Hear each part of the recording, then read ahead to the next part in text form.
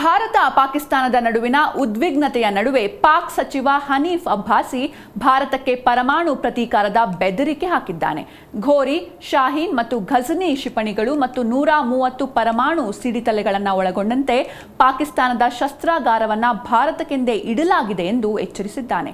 ಸಿಂಧೂ ನದಿ ನೀರು ಒಪ್ಪಂದವನ್ನು ಸ್ಥಗಿತಗೊಳಿಸುವ ಮೂಲಕ ಭಾರತ ಪಾಕಿಸ್ತಾನದ ನೀರು ಸರಬರಾಜನ್ನು ನಿಲ್ಲಿಸುವ ಧೈರ್ಯ ಮಾಡಿದರೆ ಪೂರ್ಣ ಪ್ರಮಾಣದ ಯುದ್ಧಕ್ಕೆ ಸಿದ್ಧರಾಗಬೇಕು. ನಮ್ಮಲ್ಲಿರುವ ಮಿಲಿಟರಿ ಉಪಕರಣಗಳು, ನಮ್ಮಲ್ಲಿರುವ ಕ್ಷಿಪಣಿಗಳು ಅವು ಪ್ರದರ್ಶನಕ್ಕಲ್ಲ.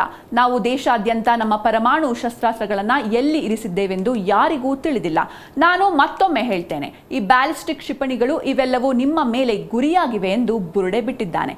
ಇದೇ ವೇಳೆ ಪಹಲ್ಗಾಮ್ ಭಯೋತ್ಪಾದಕ ದಾಳಿಗೆ ಭಾರತವು ತನ್ನ ಭದ್ರತಾ ವೈಫಲ್ಯಗಳನ್ನು ಒಪ್ಪಿಕೊಳ್ಳುವ ಬದಲು ಪಾಕಿಸ್ತಾನದ ಮೇಲೆ ಹೊಣೆ ಹೊರಿಸುತ್ತಿದೆ ಎಂದು ಆರೋಪಿಸಿದ ಸಚಿವ, ಎರಡೂ ದೇಶಗಳ ನಡುವಿನ ವ್ಯಾಪಾರವನ್ನು ಸ್ಥಗಿತಗೊಳಿಸುವ ಭಾರತದ ನಿರ್ಧಾರದ ನಂತರ ಪಾಕಿಸ್ತಾನವು ಈಗಾಗಲೇ ಪರಿಣಾಮಗಳಿಗೆ ಸಿದ್ಧತೆ ಆರಂಭಿಸಿದೆ.